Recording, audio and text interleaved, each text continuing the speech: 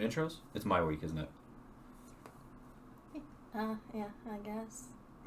Let me fix my bangs. Okay. And my side ponies. This is the best part of the show. I can't believe people miss this part of the show. This is the best part of the show. That's okay, because we can make clips. We can. All right. How now, brown cow? Wait, what was the one? What was the one from Anchorman? Excuse me? What? How? What? It's a vocal warm up to. You never heard that? I don't know. You never saw the beginning of Anchorman where he's like, yeah. "The Silver Surfer stole a surfboard." It's to loosen up your the muscles in your face so that you don't blah blah blah. Jesus, we're professionals. Anyway,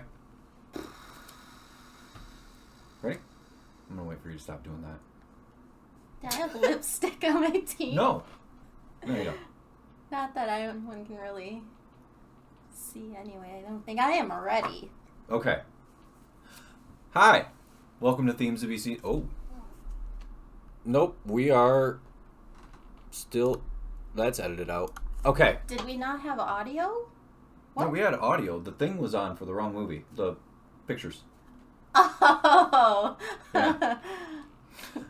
Start this over. Take 2. And where is our movie clip thing? Oh, it's up there. Wayne's World. Okay. All right. Hi. Welcome to Themes to Be Seen. I'm Matt Klaus. I'm Tara Caustic. Are you sure? Yes. I had a Garth moment and I got lost in it. I see that. That was a deeper impression than I was prepared for. I don't have to impersonate, it's just within me. Here's Dyson. Oh, there he is. Today is actually Dyson's Gotcha Day. So he's been with us for 2 years. Yeah, officially adopted him 2 years ago today. Yeah. And we have a cookie for him, and we will give him the cookie at the end of the show. Yeah, he just heard you say that. He knows it's in here. He saw me bring it in here. Oh, did he? Yeah. Oh. Okay. So, we do, generally, the actual main part of the show. We do deep analysis of films that we feel are culturally significant and didn't get the attention that they deserved. Do you want to help? Dyson's not getting the attention that he deserves. He's not. That's why he's throwing a fit. We also look back at what we feel are significant music videos, maybe also ones that aren't as remembered as bigger name ones or had a deeper undercurrent, even if they were famous, had a deeper undercurrent than what people may have thought.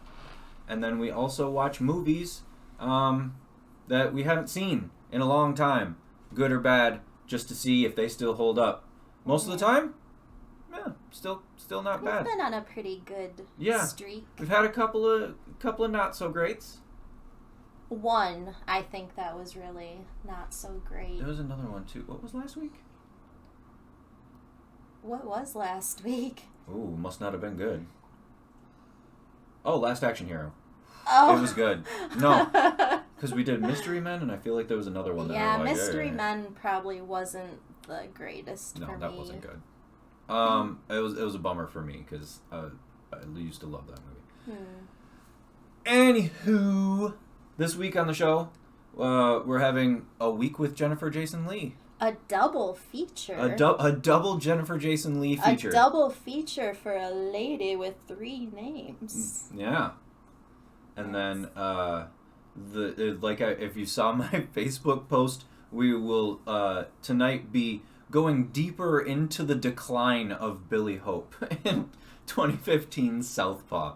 It doesn't get better tonight, everybody. Just letting you know. There's like one moment where you're like, oh man, that's cool. Other than that, nope, keeps going downhill. So what are you doing? I'm just looking for something. Okay. I thought we had the Hitcher in here. Down there. Or did I grab yes. it? Oh, it is down there. This All week's right. scene again, 1986's The Hitcher. The Hitcher. I kind of feel like I don't want to give away a lot with this movie, though, because I feel like this is a movie that I really want to encourage people to see, and I don't want to spoil it for them. On the other hand, this movie's older than I am, and if you haven't seen it, like, at least once, or you don't already know the spoiler, maybe you should just watch more movies. I don't know.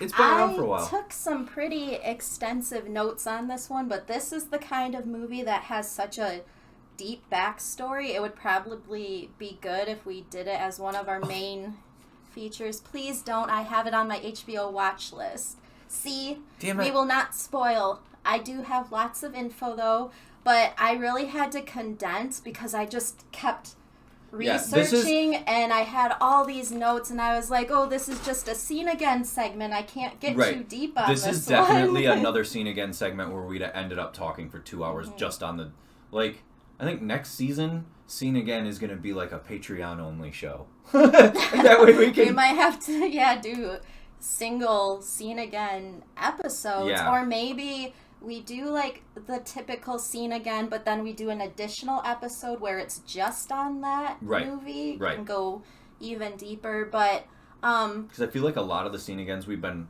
thinking of, just like off the top of our head, we could go way farther with what we've done, and we have just as much fun doing it. The Hitcher, I first saw this when I was really little. I think I was at my aunt's house because my aunt and my cousins were big fans of this movie, and it's a movie that has always stuck with me. It's not your typical, like, action, horror, slasher movie. There's something about this movie that is unsettling, yet poetic in a weird way. And first of all, The Hitcher was written by a man named Eric Red. And if you're watching this movie and all the landscapes and everything and the quietness, because there are a lot of scenes where there's not dialogue or there's very little dialogue. And if you're watching this and you've seen the vampire movie from the 80s, Near Dark, and you're like, wow, this kind of reminds me of that, it's because Eric Red also wrote Near Dark. And can you imagine this movie if it had had a Tangerine Dream score? It would have been... I do like the music in this. There are parts of it. There was one scene in particular where I even thought, is this Tangerine Dream? Like, because it gets really close to that, like, sound that they do. Yeah. But it's just, like, there was actually one part where we're watching it, and it's, like, a really tense scene, but the score was fucking slapping, so I was like... like, it was... But, this movie came out in 1986. It was written by Eric Red. I believe he wrote this when he was 20 or early 20s, and he was trying to get into the industry and not having a lot of luck, so he would start doing the drive-away thing where you drive someone's vehicle from one state to another. Like if someone has moved away and they left their car behind, but you want to maybe go to a specific state and you're able to take their vehicle to them. He did that. He rode from, I think he wanted to go from like Dallas to California. So over about 6 months, he started working on this script because he would be driving from state to state, and he one time was listening to the Doors song Riders on the Storm, and he had this idea for like this killer out in the middle of nowhere, like on the highway. And so he started working on this script, and I believe it took him about 6 months, and then he just started like writing letters to various Hollywood producers, like, I have this script and I really want to send it to you.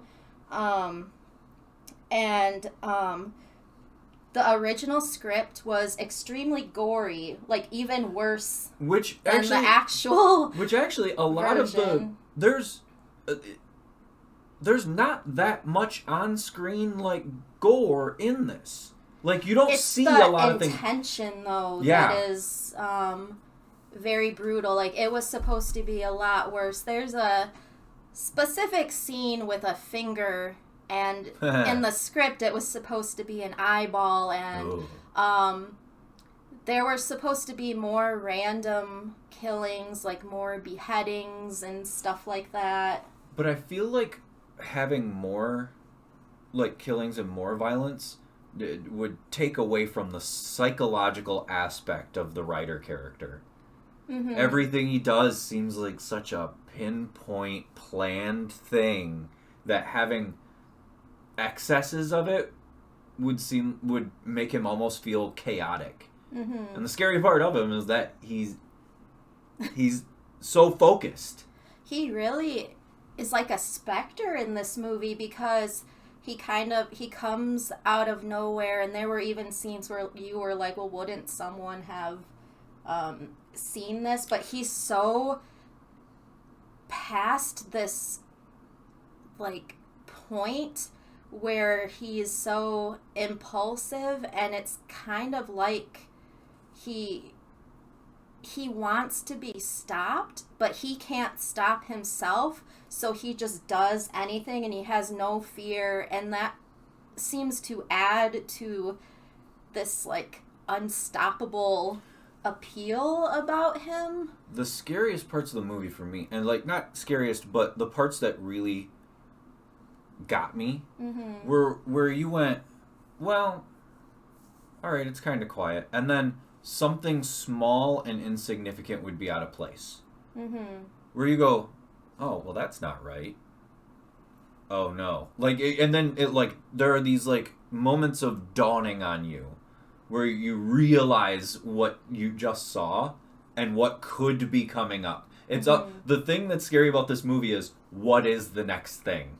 Yeah, you cannot predict in this movie what's going to happen next. I think that's one reason I've always liked the movie, because it is pretty unpredictable, and you have no idea how this guy is going to be stopped. There are stakes involved in this movie with characters. Was this your first time watching it? This is my second time watching it. The first time I watched it, I was really, really young. Yeah. I mean, I was probably like 6 or 7. Like, way young.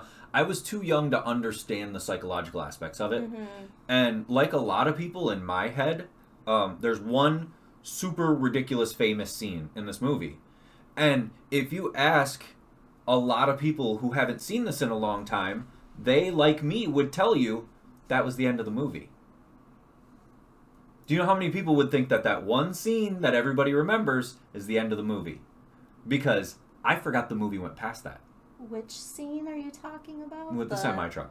Oh. There are a lot of people who will not remember that there is probably 15 minutes of movie after that. That is, so it is probably the most famous thing about this movie when people look back on it, and it is one of the best because it's not shown, so you are left to your imagination, and it is very brutal. It was voted as one of the 100 scariest scenes, like that collection of like directors and actors and stuff. They voted that one of the 100 scariest scenes in film. Yeah. I would have to look up what it was, but yeah. So this movie came out in 1986. There was a remake of it in the 2000s, and the scene that you were just talking about, they did decide to show it, and people were like, oh, that's not as effective as the original. You took like all the mystery out of it.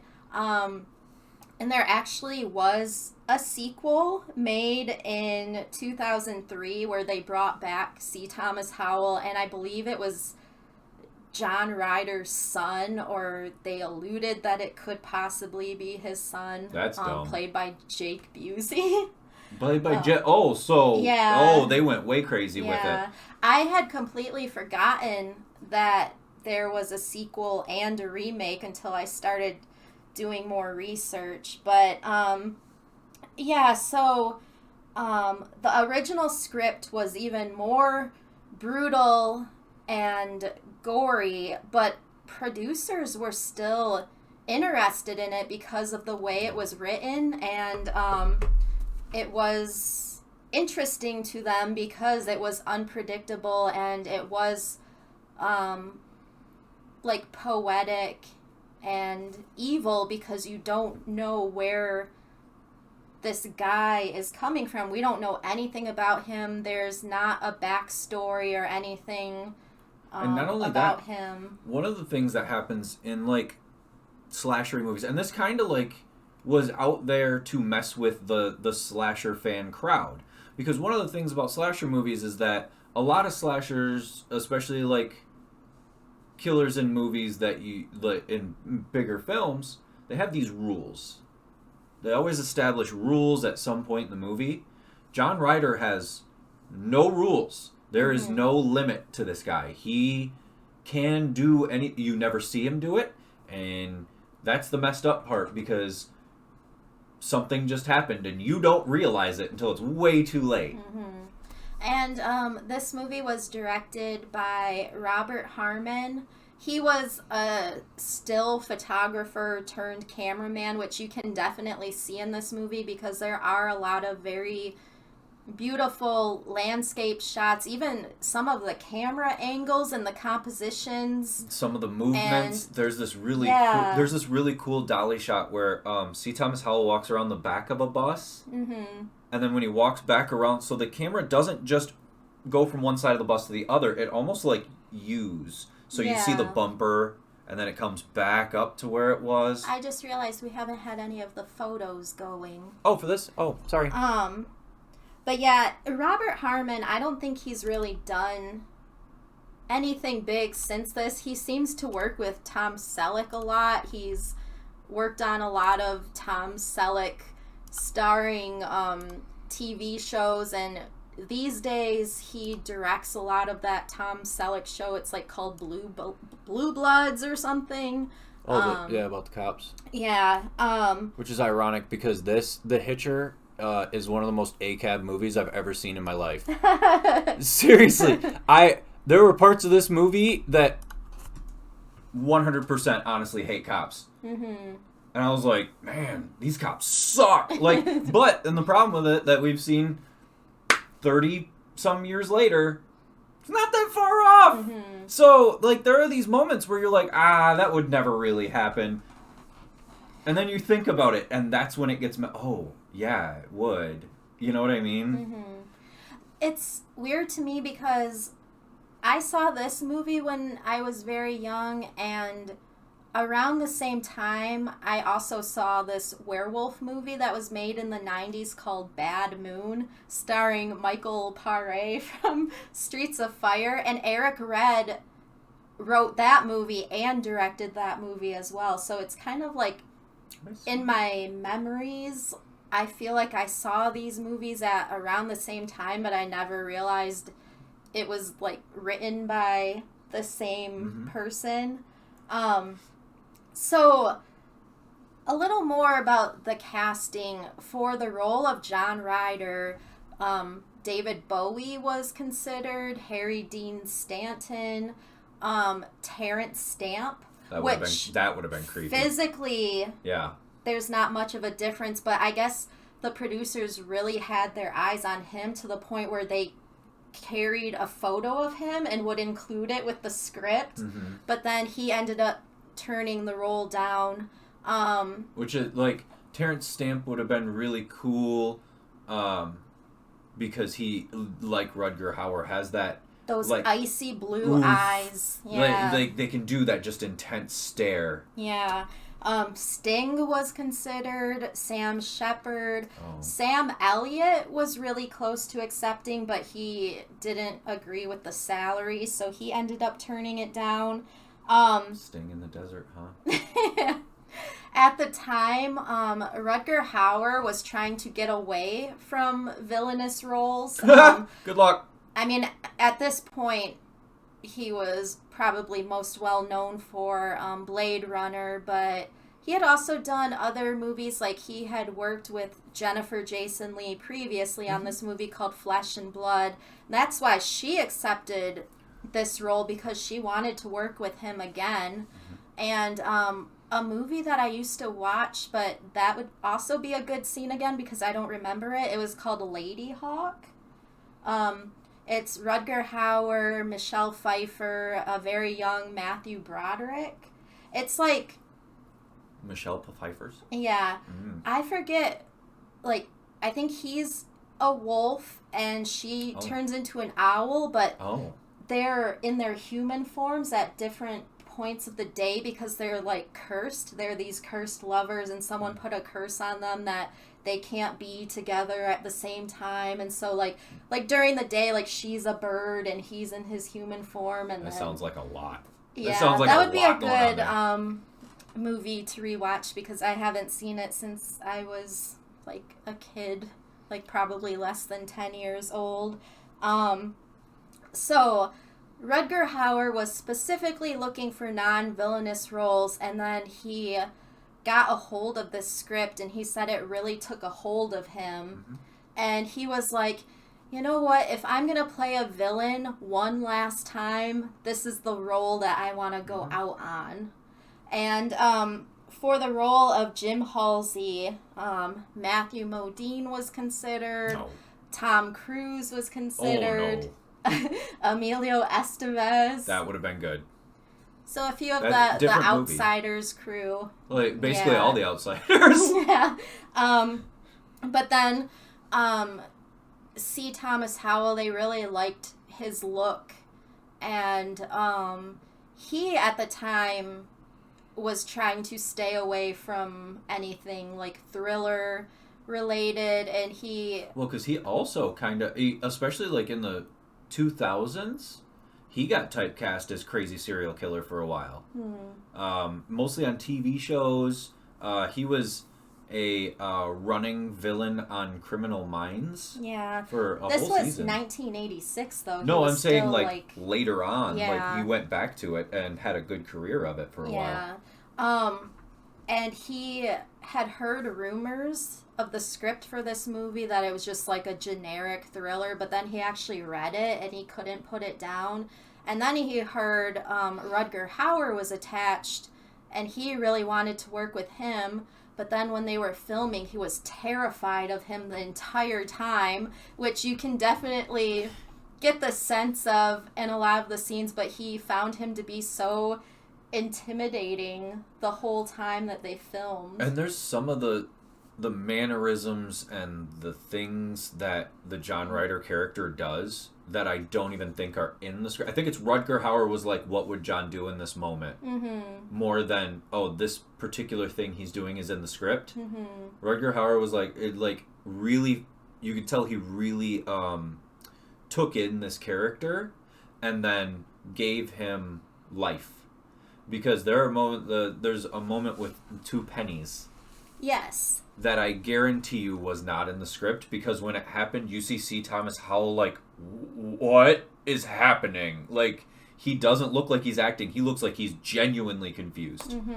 Well, I won't lie. There are a lot of reaction shots from C. Thomas Howell that crack me up in this movie, but I feel like it's genuine, like, especially in that diner scene, like, I do get the sense that he was, like, really scared, and so his face was moving kind of, like, in these funny ways, and there's a few other reaction shots that kind of make me laugh, but it just makes it more real to me. There are reaction shots that'll make you laugh because you, along with the Jim character, both go, there's no fucking way.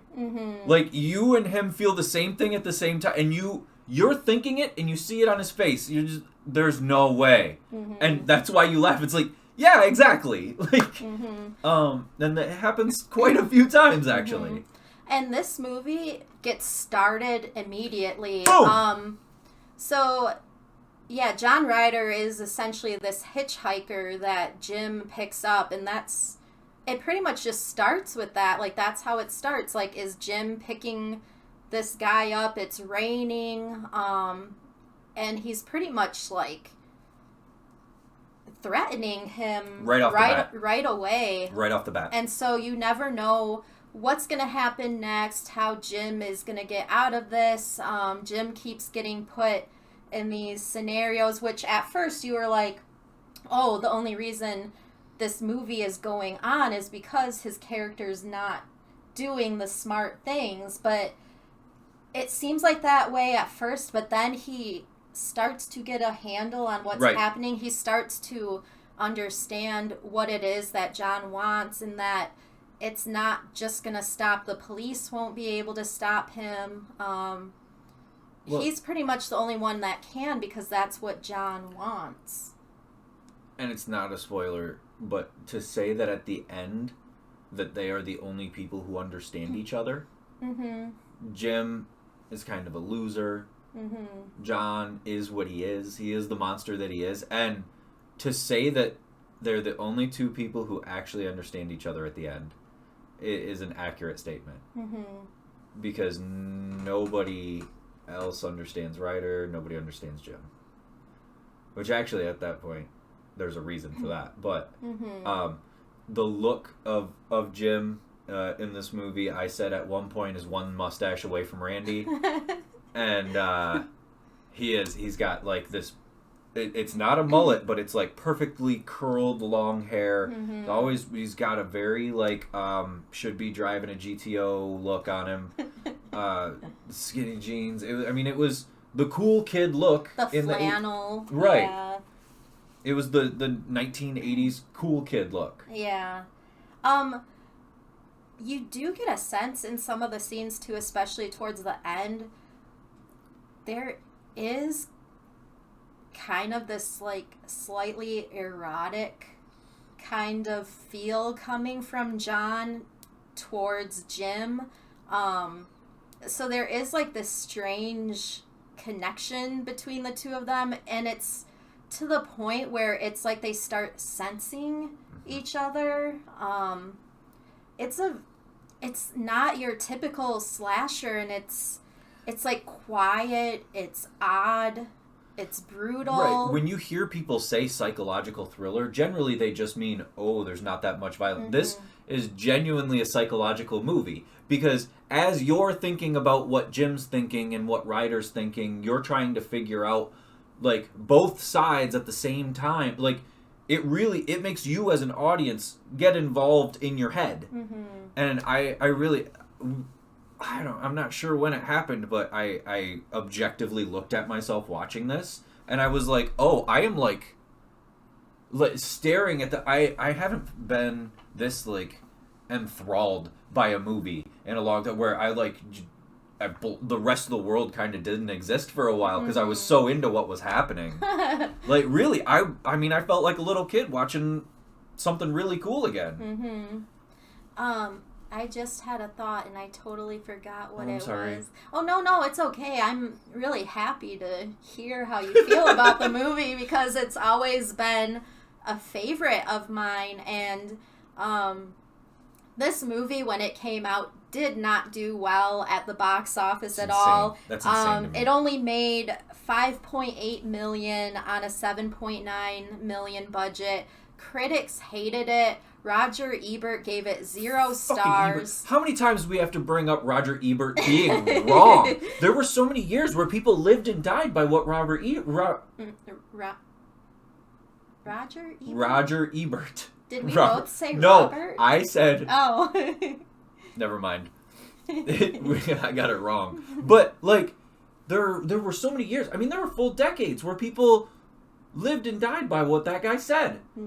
And looking back at the amount of times he was just dead wrong is kind of crazy. Well, that was most of the critics for this movie. Even Rutger Hauer came out and was like, oh, the critics don't understand, like, this is a movie about, like, the pure evil. You don't need to have the backstory. And then Roger Ebert came out, like, going back and forth with him. Like, no, I understand that this movie was not written well. Like, that kind of thing. Because a lot of people at the time didn't like that this movie had so much mystery and that things weren't explained. And that's what I like about it. It's the John Carpenter thought of there is no understanding evil. This movie gets going, like, right away. We have no idea why. The idea that you can kind of make it up in your head, like, has this guy just been on the highway for, like, years and he's just doing this?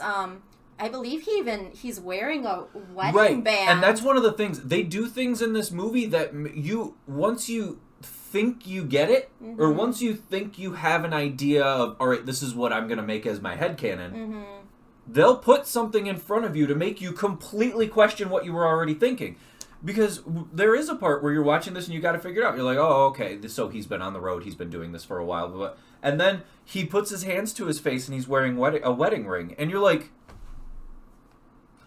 well, now everything I thought means nothing. Because how, you know?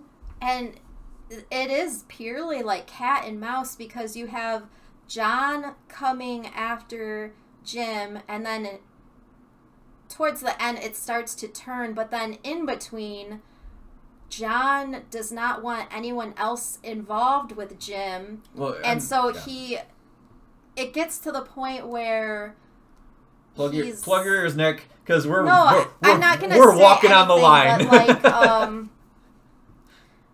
But like you had mentioned the thing with the cops earlier, and it gets to the point where John does start, taking out people because he doesn't want them to get in Jim's way of hunting him down in return, and it's just there's one production choice on this movie that I will say is kind of hilariously bad. There's one production choice on this film that when it happened, I went, oh, why? At some point in this movie, there's a tiger roar placed. Oh, I know what you're talking about. On an action. That all the way through the movie up to that point, I was like, man, this is and then that tiger roar happened and I was like, the 80s. I'll be honest, I don't remember ever noticing that before, so I didn't know if it was just this DVD copy, but that was pretty funny. I couldn't believe it. Yeah. But are we supposed to have another screen? No, I just didn't make this bit. I figured we could just do it now that we understand what we're doing. Okay. It could just all be in front of us. That way it could just be right here, and we don't have to be talking to people like this. Yeah. Because then that's the side. That's a profile. But yeah, this is probably my favorite Rutger Hauer performance ever. I know a lot of people love Blade Runner, but this to me. Okay. Ugh. I can't put it above Blade Runner. I can't. But I'm not saying that it's not as amazing as Blade Runner. Which, by the way, John Ryder, the name John Ryder, is bullshit. Because it's a mixture of John Doe and what he does. Yeah. It's a bullshit name from the beginning. As soon as he says John Ryder, you're like, no, fuck you. You're lying. And he even says it. He gives the line like he's lying. He wants you to know that. The character wants you to know it's lying. Yeah. But yeah, no, I can't put it above Blade Runner. I think it's because for me, I didn't see Blade Runner until I was a teenager, so I had always seen this movie first, and this always stayed with me. And I think that monologue at the end of Blade Runner, I was really young when I saw it, and I feel like it was the first time at the end of a movie I had a revelation of thought. Oh no. You realize what's happening at the end of that movie during that monologue. And I was watching that movie because we talk about my babysitter, Susie. Yeah. Who she's the one that fostered, oh, you like science fiction movies? Check out this 300 science fiction movies I have. Find the ones you like. And I watched Blade Runner and Soldier in the same day. Oh. And I watched Soldier first, and then I watched Blade Runner, and I get to the end, and I had this moment of revelation when you realize that Like the character's dying, and he'd seen so much, the beauties and the awfulness of everything of existence was leaving, and I started crying, and she was like she understood that even at a young age I got it. So I don't think just because of that, I don't think I could put any Rutger Hauer performance above Blade Runner. But if I'm not gonna say this isn't absolutely amazing, because he's scared, like just his like looking into the camera scared the shit out of me in this movie. He does a lot of that, and it's like he really was toying with C. Thomas Howell, because that diner scene, it's like he was kind of getting a kick out of his reactions, and he had this look like he was trying not to giggle. There's a couple times where he looks like I'm running this game and you don't even realize we're playing, and he looks like he's having fun. That's why I think I really like this performance so much, because not only is he scary, but there are moments where he has that charisma, and then those moments where you're like, yeah, like when things are going a certain way and these other people are after Jim, and then he comes to kind of save the moment. It's like, I don't know, it's like everything in one, but it is definitely a scary performance, and just he doesn't even have that much dialogue. And we also can't count out one of the greatest Rutger Hauer performances, Hobo with a Shotgun. Oh yeah. I'm joking. That movie's insane. I Like don't it's not a good. remember it. It's not a fantastic movie. It's not a great performance by him. It's Rutger Hauer just kind of doing angry face the whole time. But man, if Robert Rodriguez can't make like a fucking bloody movie, that movie is. He didn't make that, did he? Oh yeah. I thought that was just like an independent movie. So the trailer was for he a it, producer maybe? I feel like he directed it. The only reason I say that is because that was from like one of those like, send in your fake trailer competitions, and it didn't win, but Robert Rodriguez saw it and got involved. Like, I want to do that. So it wasn't even a real movie until Robert Rodriguez wanted to do it. But say his name 10 times fast. It's not a great performance, but it is a gross movie. If you ever like, what kind of horror movie is that called? Splatterpunk, where it's just like people just blow up like water balloons. Yeah, like a splatter exploitation kind of thing. That's definitely what it is. Yeah, it's kind of gross actually. See, that was like older. That was like in the last 10, 15 years. Like as a kid, I knew Rutger Hauer from this, and then there was also this other movie I remember seeing called like Blind Fury, where he was like this blind, like he was a ninja. Sword. He was a blind samurai. Yeah, and it's on HBO Max right now. Oh, we'll have to rewatch it, because what I remember most, so it had him. Meg Foster is in it briefly. Meg Foster was in They Live, and she was in Masters of the Universe. Meg Foster's eyes. We talk about Rutger Hauer's eyes. Meg Foster has a once in a generation eyes. And then they will mess you up. The kid that he has to protect in Blind Fury was one of the Step by Step kids. It's one of that show Step by Step. I hated his character on that show, but that was him. Fergus? No. That's Clarissa Explains It All. All. Yeah, that was Clarissa Explains It All. What? I don't even remember what one was Step by Step? There were so many. Suzanne Summers and the dude from Dallas, where they get married and they each have like a set of kids. That's the Brady Bunch. Kind of. Okay, I kind of remember it. And then they have a cousin named Cody, who he was like a martial arts guy, like in real life. I remember the Cody character. Yeah. And Suzanne Summers, her oldest daughter was Carol. I cannot remember the dad's kids' names though. Because the Cody character was always he was like a big dummy. He was like a valley boy Like kind of. Yeah. Okay, that is probably of the TGIF sitcoms, that is the one I remember the least. And because Suzanne Summers also had the son, the blonde with the glasses that was in the Beethoven movies. Beethoven the dog. No, I know what you're talking about. That's just a deep cut. You guys think we have this show for me. No. This is why she's, like, this is her show. I have all these movies and TV shows just in my head constantly, and it's just how I remember certain points of my life are tied with moments of pop culture. It really is amazing. I'm not gonna lie.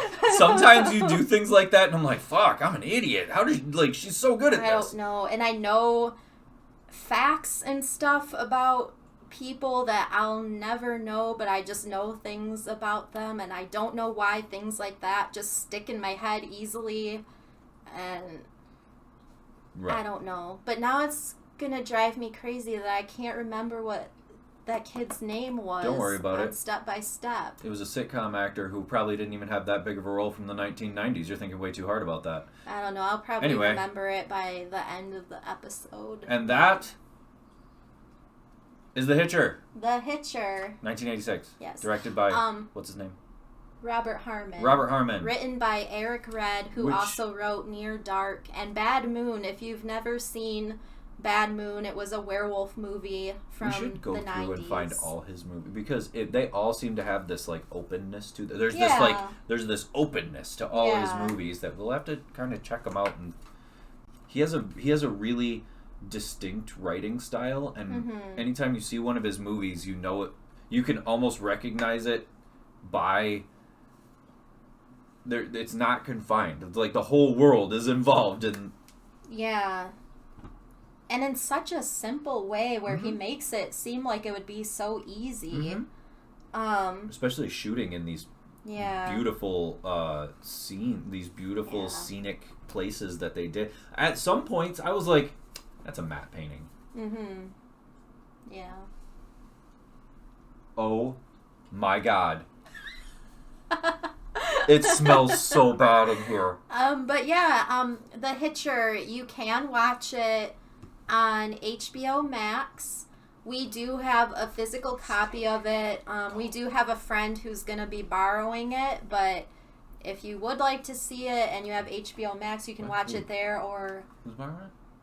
Lance. Oh. I told him that... Oh, yeah, I gotta take it to... Do I gotta take it to work tomorrow? Okay. He also is probably going to be mad because we haven't watched any of his movies still. It's fine. He will get them back. We're going to make this a clip. Lance, you're going to get your movies back eventually. I promise. Clip that. All right. Okay. Segment number 3. Trois? Yeah, it's French. Trois. Themes to be heard. This week, we will be... Hold on. Let me... This was a music video that I don't think you had ever seen before. I had not. But I always used to see it on, like, The Box, I think it was. The Box. The Box.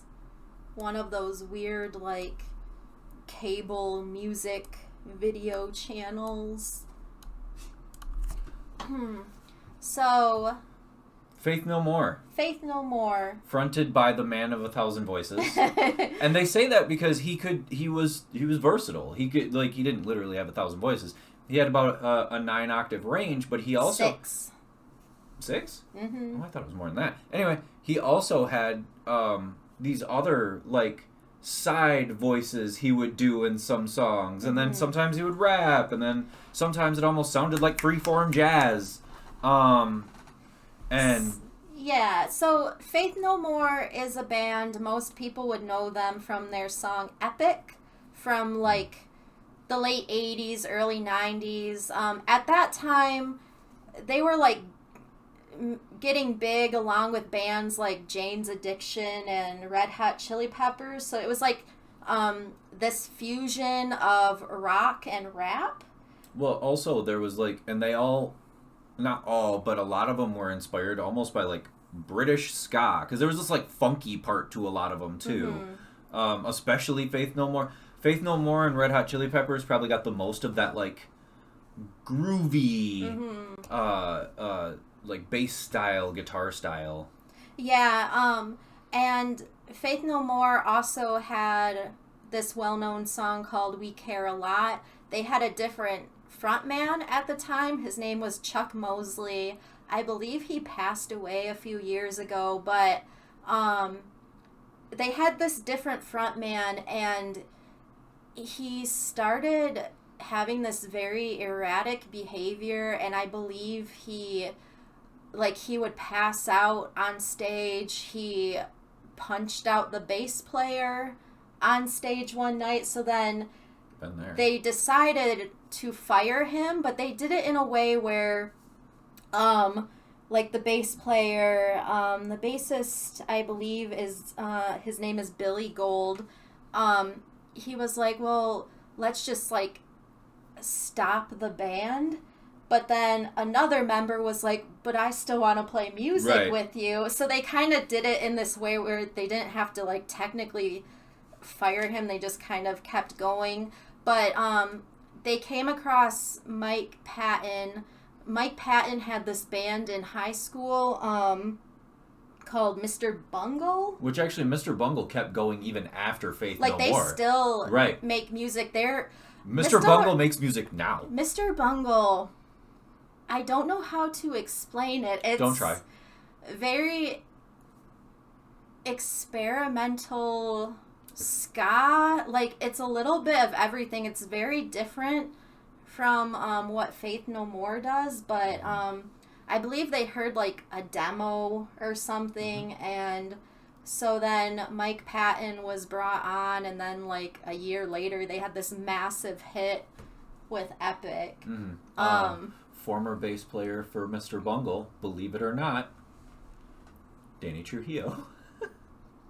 He's been in every band. I believe Scott Ian from Anthrax is a current member. He's a current member of Mr. Bungle. But, yeah, so Mike Patton is a very interesting person. He's like this man of mystery. Because he's weird. Yeah, yes, but I mean, he used to like to mess around with, like, the reporters, like, during interviews, and he would say, like, all these, like, off-the-wall things just to throw people off. He famously, like, he's not a fan of Axl Rose, so he has, like, urinated on some of Axl Rose's, like, teleprompters and stuff like that, but he's also a workaholic, and he also has this addiction to caffeine, so it always seems like he has 3 musical projects going on at once. He's, there's gotta be, like, some, because of when he was born, like, a definite accelerated amounts of, like, ADHD, things like that. And, like, you can...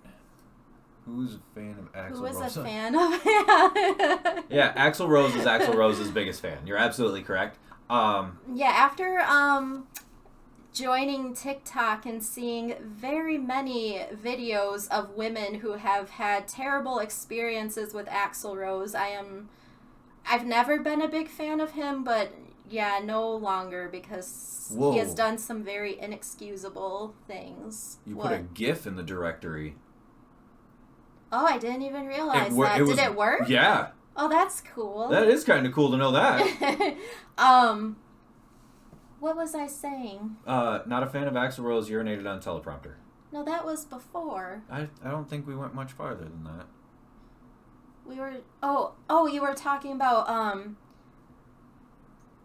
like, his energy. But I think, so Faith No More split up in 1998, a year after they released the song that we'll start talking about in a minute, but then they reunited in like 2009, 2010, and they've been like touring pretty consistently since, and they were supposed to be touring, I think, with System of a Down, but then in September they ended up canceling everything because Mike Patton is currently seeking treatment for mental health. Mm-hmm. So hopefully he's doing okay. Still to this day, the song that headlines their shows is actually Midlife Crisis because they refuse to play Epic.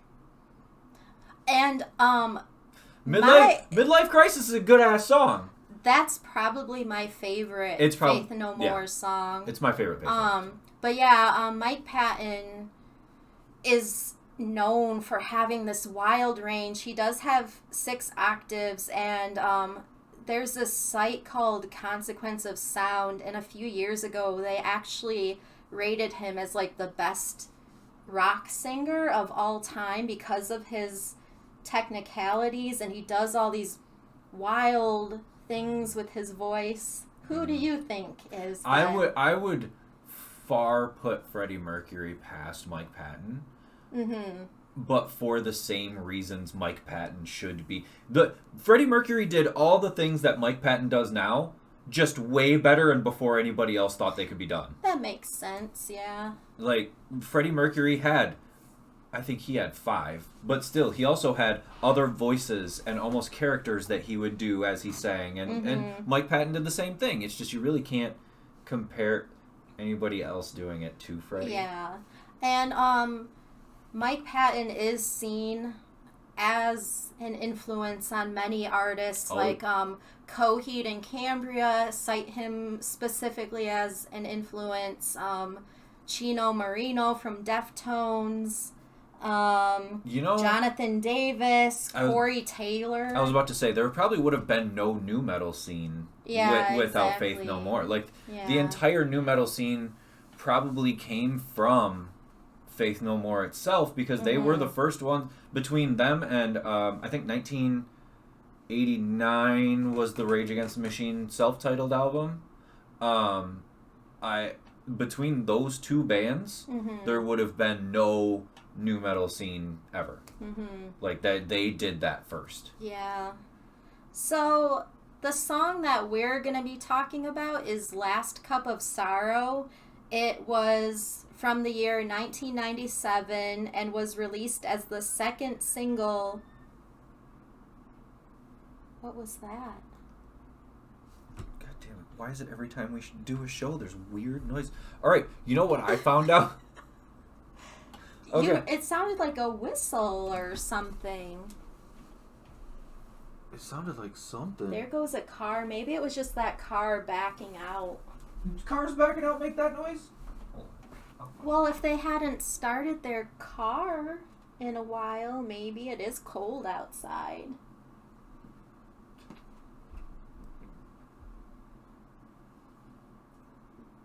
Dyson's messing with Freddy. It was Freddy screaming. He's sitting right in front of Freddy's cage, just staring at him. Leave him alone. Well.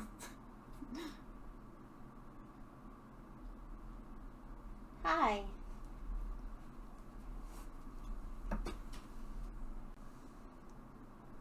I'm not sure where he went. Where are you? Right here. Oh, okay. Just making sure Freddy was okay. Hey! Come on. Go lay down. Sit. All right. So yeah, their 6th studio album was called Album of the Year, and Last Cup of Sorrow was the second single. The first single from that album was a song called Ashes to Ashes, which is another song that I love by them. This song was placed number 14 on the mainstream rock tracks, and Consequence of Sound ranked it as their second greatest song behind Midlife Crisis. I feel like Consequence of Sound has a bias. I don't know. You're saying Mike Patton's the greatest singer of all time, and they have the 1 and 2 best songs ever? But on this song, it's like kind of creepy. You have like the rock elements, but then there's like sounds of bells and stuff. There's a violin line like deep in the back. Even the vocals, he sang through an old Telefunken tube mic, which was like a German-made apparatus. So he sang his vocals through that, and then they like condensed his voice like crazy. But so that's why you get these different like sounding elements. But the song, like, it has those moments of creepiness, and then like the chorus is kind of has this. What? I really like the word Telefunken. Telefunken?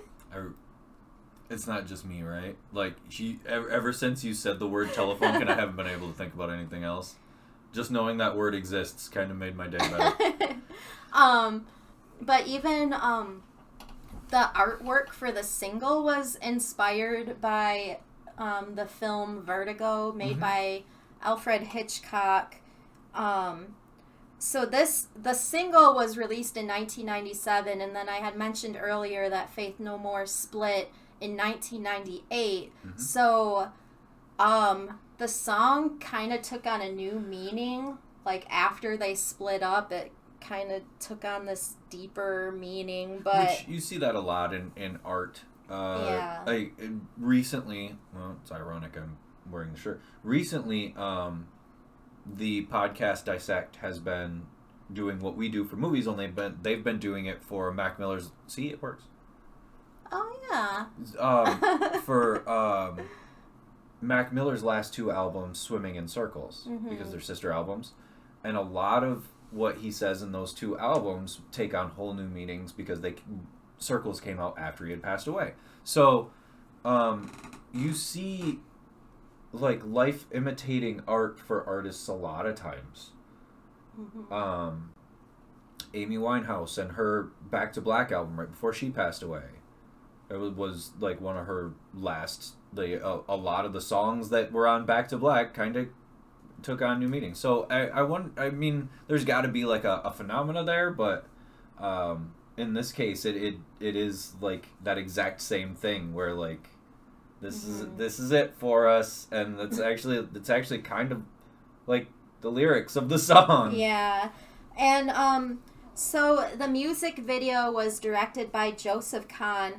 Joseph Kahn has directed so many music videos. Like, his list is so long. Most notably, he directed Backstreet's Back by the Backstreet Boys, Toxic by Britney Spears, The Boy Is Mine by Brandy and Monica, One of those Living videos. Dead Girl by Rob Zombie, Knights of Sidonia by Muse, and that's a good video. yeah, Hero by Enrique Iglesias. So he's worked with a wide range of musical artists. 3 out of 5 ain't bad. But the music video was inspired by Vertigo, and it really does seem to fit perfectly because of, like, the bell sounds and the scene in the bell tower. The video for this is directed better than you would think a video for a song like this deserves. Because it is so. It's like a good homage to Alfred Hitchcock, yet it is a parody. And that's the thing, the music video parodies a lot of the key elements from the movie. Vertigo was a movie starring Jimmy Stewart and Kim Novak, and it was basically about acrophobia, which is an irrational phobia of heights. So you have Mike Patton playing Jimmy Stewart's part, and then Jennifer Jason Leigh is playing Kim Novak's, like, dual roles. But we didn't even talk about her part in the Hitcher earlier. We did not even mention her. I don't know if we could have really without spoiling anything. But in this, she's acting better than a music video deserves in this. She's really giving a performance of sorts. It's actually slightly over the top. It is because her you've got, like, the innocent role, and then the darker side of her role. Oh, and it's a dominatrix. It is played like a lot darker in the music video than it was in the actual movie. But yeah, so you've got like Mike Patton playing the Jimmy Stewart role and just like hamming it up the whole time. Oh yeah. And the other band members, like the bass player he like dresses up like a woman in the cemetery, and then the drummer plays like the janitor at the bell tower, and then there's that's I thought that was the guitar player that famously shows up in all the Bill and Ted movies. Oh, he was not in the band at this time. His name was Jim Martin. Because the guy with the long hair and the sunglasses. Yeah. He wasn't in the band because at this time. He shows up in Bill and Ted Part 2 and 3. He shows up in Part 3 also. Yeah. So. Yeah, he wasn't in the band at this time. Oh, that's a bummer. I believe at this time there were just just 4 of them, but station. Yeah, so and then they have like the psychedelic scene, and the drummer is on his hair, like sweeping his hair up into the spike. Okay, so there's the GIF that keeps playing, but it doesn't show the part where the dude has a push broom and he's that's what I was talking about. If you all see the GIF and his head, he's got like almost like a faux hawk thing going on, and the drummer has a push broom and he's like superimposed onto the side of his head, and he's like brooming his hair upwards. It's pretty silly. That's why when I posted about the episode tonight, I said that this video was a mashup of Hitchcock and Sticks. Sticks? Yeah, because it almost kind of reminds me of the Too Much Time on My Hands video. Oh. Like, in the way that, like, it's funny because there's, like, stuff that's just slightly too ridiculous. It's that kind of where, like, nobody would ever actually do that, but it's kind of funny to see kind of thing. Yeah. I've always really liked this video. Just aesthetically, Joseph Kahn did a really good job of making it look like Vertigo, like paying that respect to the movie, like the style, the lighting and everything. But then you've got the humorous parts that, like Faith No More, especially their early videos, were pretty absurd. That was like Mike Patton when he was really wild, and he used to do those like funny vocal arrangements and stuff. But especially if you think of their Falling to Pieces video, that music video is pretty out there. But... And then like there was things that he would like wear one boxing glove for no reason, and but especially there are things in this video that if you just watch it lightly and as a viewer who's watching it for fun, you'd be like, oh, that's a funny video. And then you watch it again with a critical eye of direction and shot placement and composition, and you go, wait a second. There are moments in this where and it almost speaks to what Faith No More is as a band. It's funny and it's silly and it's fun to just, casually go over. But then if you listen to the music and you listen to the vocal, and it's so deep and intricate, and there's these little pieces that like actual musicians will listen to and kind of study Faith No More and go, oh man, they were really good. Like top-notch musicians and vocalists, and they did these things that just sound is made for musicians to hear. It's the same thing with this video, because if you know what you're looking at with this video, you go, oh man, that was such a good directorial choice, and it's almost better than the video deserves. You'll see shots, you'll see certain scenes that go by really fast, not really fast, but they go by. And then you'll see it again. And if you're not paying attention, you'll think you saw the same thing. But if you are paying attention, you see the slight ways that they've been changed.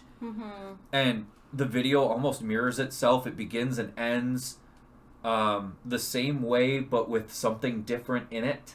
Yes. Just like Vertigo is the same way. But like, Khan did a fantastic job on a video that I fully believe that he was like, nobody's gonna see this. I'm gonna do something insane and nobody's ever gonna see it, but I'm gonna have it in my back pocket always. You know what I mean? Even I like the lyrics in this song too. Like the first lyric in the song is "This is getting old and so are you." Like that's funny, but it's like, oh yeah, I understand that, but it's funny too. But the way he sings it, it's like he sings it like really low, and but it's like yeah, that's funny. But so, yeah. So, Last Cup of Sorrow by Faith No More. Check it out. Yeah. It's a good video. Yeah, you might surprise yourself with this great video. What's her name? Jennifer Jason Leigh. I blanked. And, yeah, that totally went over your head, too. What did? You might surprise yourself with this great video. They even incorporate that lyric on the newspaper in the music video.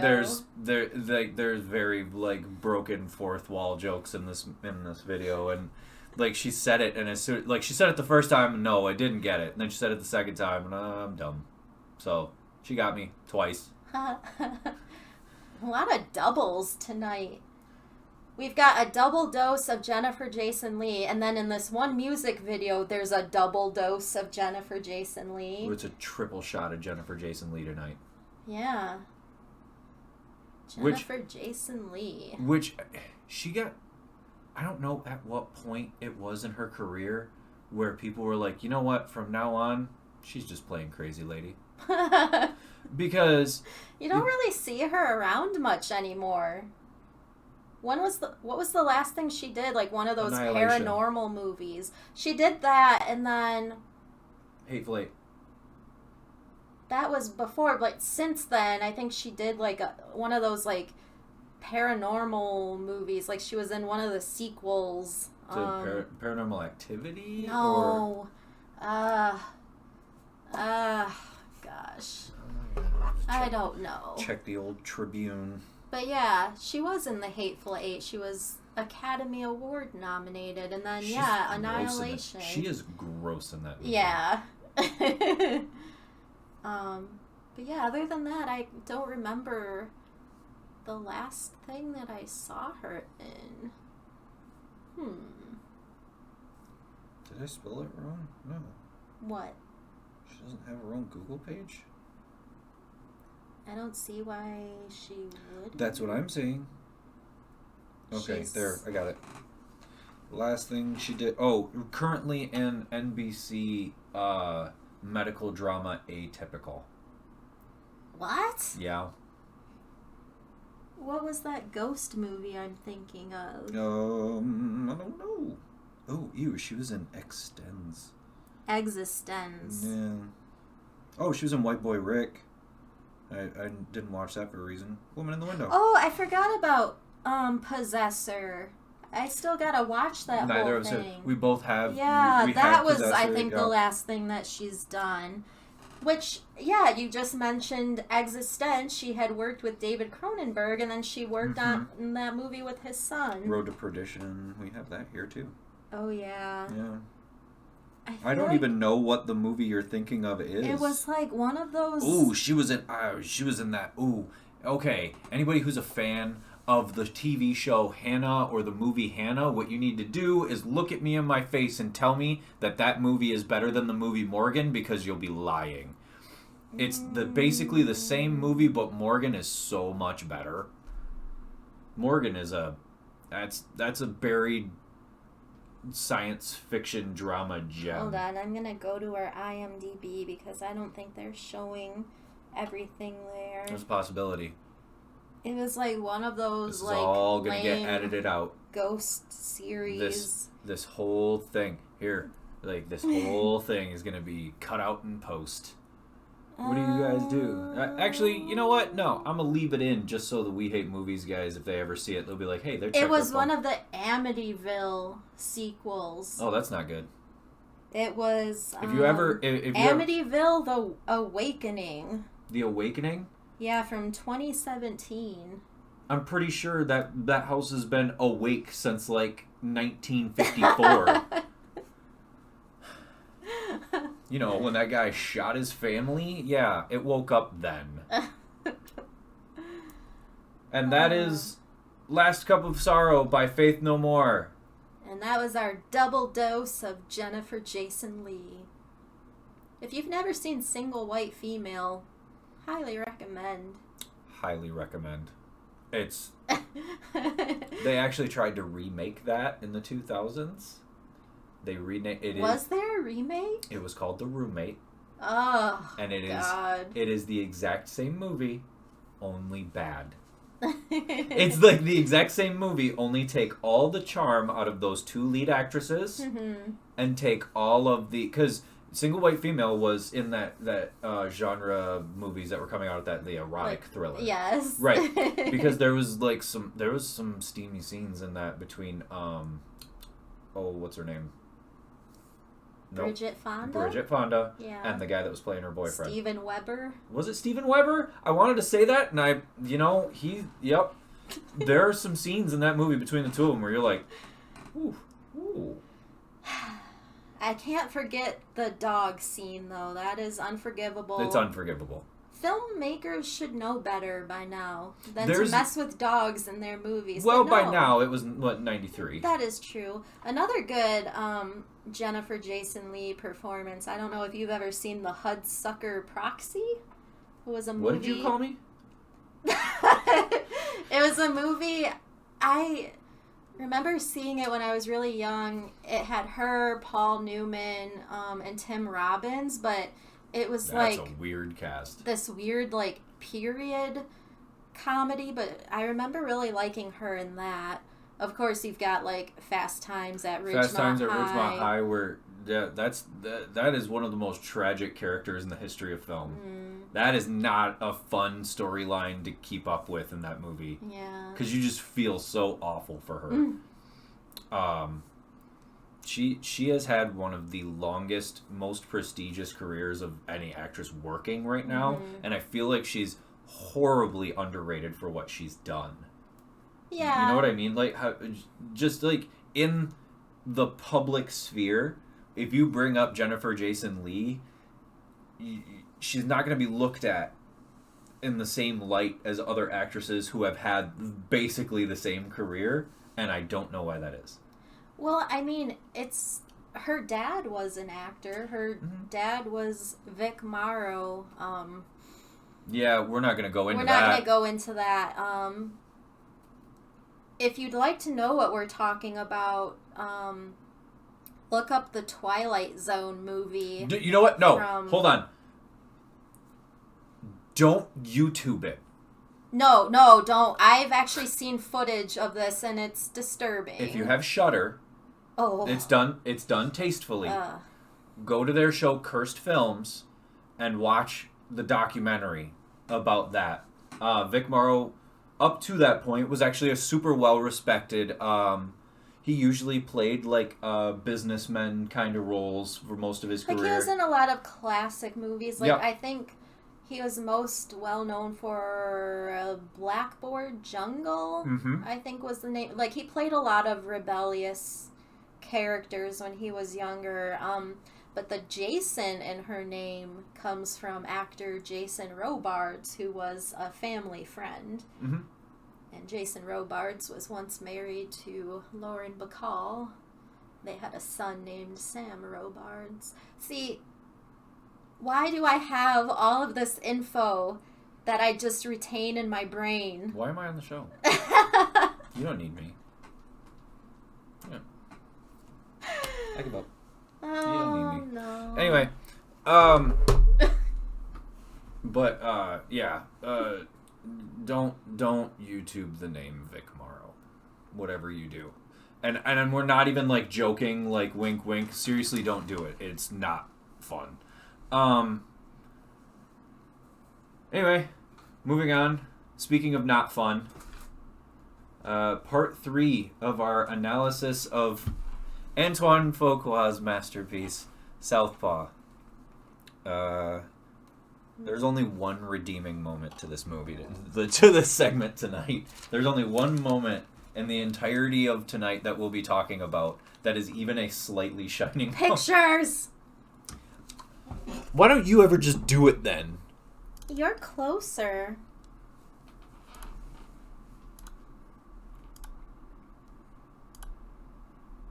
Just the same one? Yes. Where is it?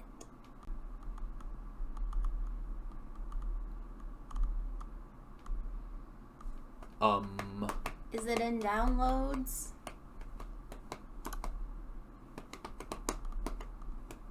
I saw it. There it is. Right here? Yes. Okay.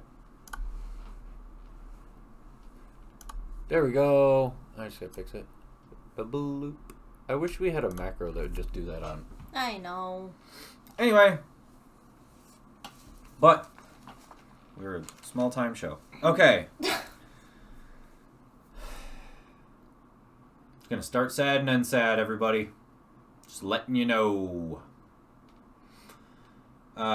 Previously, the end of last week's episode, we went into the murder and funeral of Maureen Hope, who was Billy's wife, and how there was obviously a shown through cinematography. There's now a barrier between him and his daughter. They can't talk to each other. They can't communicate how they feel. They're very disconnected from each other. The next morning, we cut to Billy screaming into his pillows with a gun on his bed. It's... and I don't know how anybody shot this, really. Like, what does an actor have to do to put himself in the headspace to shoot that scene? Gyllenhaal really does sound. Like, the sound of his scream into these pillows hurts. And he has there's a gun on the bed and there's bullets everywhere. There's actually a moment where we see that Layla's doing her homework with the nanny, and yeah, she's just right in the next room. Mm-hmm. And the nanny kind of gets her attention back on her homework. He puts the bullets in the gun and then looks like he's going to. Thanks. Now you got the viewers in on it. I appreciate it. What? No, that's what that's what reminded me. Oh, yes. Damn it! You just want to be on the production team. We'll remote it out to you next week.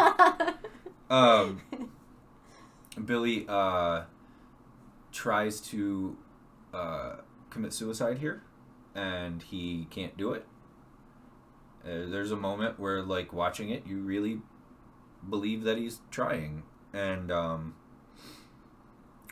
so what he does is he stops and gets dressed. When he goes outside, he walks outside, and the friend from earlier, John, mm-hmm. that I had mentioned, pay attention to him. He is, because he tries to give Billy the watch back. He's the one that tries to give Billy the watch back. He's the one that starts taking off his jacket and stuff to help Maureen at the function. He's the one that, there's something else he does too that is like, he stands out from the other guys for a reason. Mm-hmm. And here he's sitting outside the house, and he says, like, I was just here to make sure that you didn't go do anything stupid. You didn't get yourself in trouble. Like, I'm trying to help. Billy's kind of losing it here. He's obviously intoxicated. There might be some drugs going on there, but he's been drinking, and he gets really aggressive with John. He puts the gun to his head. He slaps him in the face, and he basically blames him for Maureen's death. He says, it was your job to look out for her. Mm-hmm. So this should be on you. And John apologizes. He says, I know, like, he has internalized this also, because he feels like he let his friend down. So they're both crying, during this conversation. Billy's actually being super aggressive. He's like slams John's head into the side of the car. He drives to what looks from the exterior shot like the Yonkers projects. And because I tried to do research to see what ones these were, and like all the pictures that came up, like the exterior from the road all looks like Yonkers. He goes in, he knocks on a door, and he's very fidgety. He's like moving from one foot to the other foot, and when the door kind of opens a little bit, he says, you know, is Hector home? I got some money for him. Well, the lady that opens the door is Hector's girlfriend, wife, baby mama, whatever. And he puts the gun in her face, and or she says, he says, "Aren't you Hector's wife?" And she says, "I don't have to be." She's obviously trying to prostitute herself, and that's when he puts the gun in her face. This young woman also played by singer Rita Ora. Yeah, I was just gonna say that. Yeah, which, you know, kind of gives a good performance here. I kind of would like to see her taken seriously as an actor at some point again, because what she does here, she hangs in with the rest of this dramatic film pretty well. When he pulls the gun out, like the type of person she is, she puts her kids in front of her. Yeah. Like, first she's trying to prostitute herself out to him, and then she realizes that he's there to kill Hector, and then she puts her kids in front of her. And it just kind of shows the type of people that they are.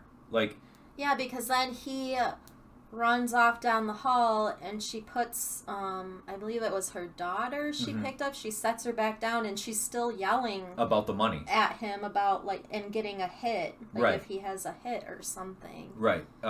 He and the movie never like doesn't express any particular reason for this other than like stress, or if it's, you know, the drugs he's taken. But as he walks away from that door, he kind of kneels down, and he does throw up in the hallway before he gets on the elevator.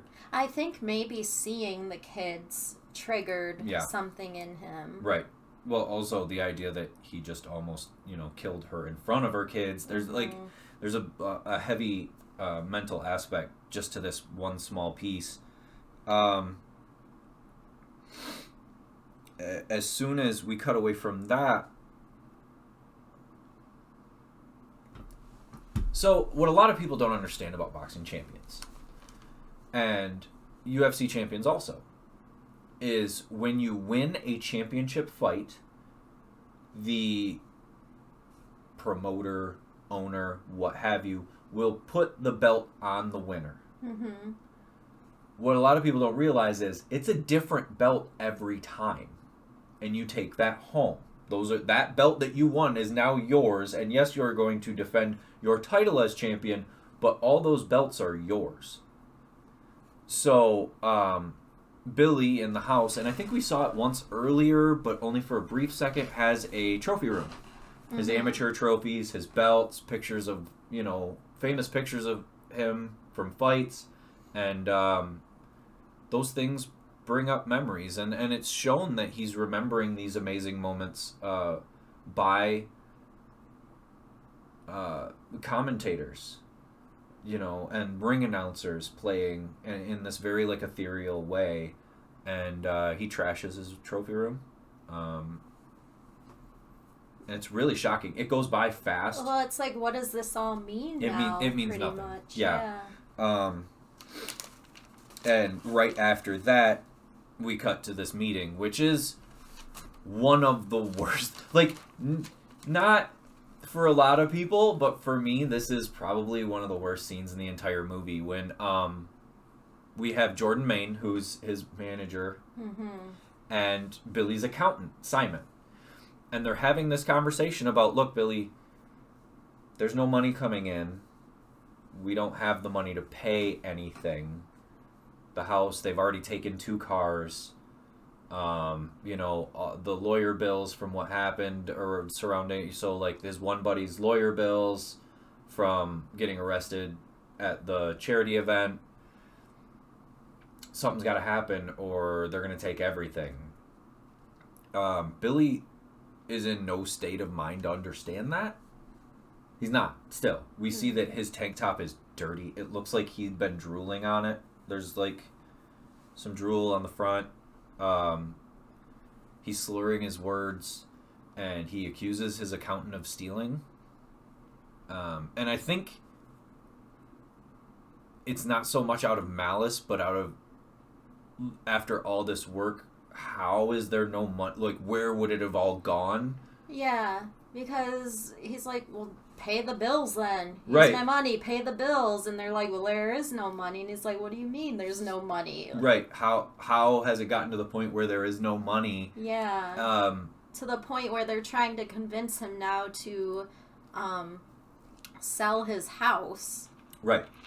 One of the big things Maine brings up as something that's going to dry him out is his property taxes. Mm-hmm. And he gets mad at Simon. Maine sends him off. This is one of the most disgusting things I've ever seen a person do to another person, is when Maine asks the accountant to leave, and he's like, look, Billy, we can fix all of this. Sign this contract. It's the biggest contract you've ever signed. Take the Torre fight. Everything will be fine.